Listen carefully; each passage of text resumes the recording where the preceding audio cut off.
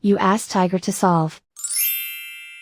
This deals with linear equations with one unknown. The final result is x equals -48. Let's solve it step by step. Isolate the x. Multiply both sides by 4. Group like terms. Multiply the coefficients.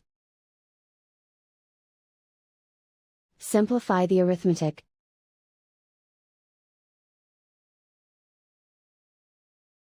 Convert the x into a positive number.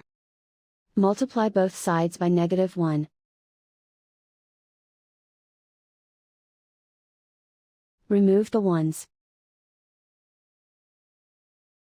Simplify the arithmetic.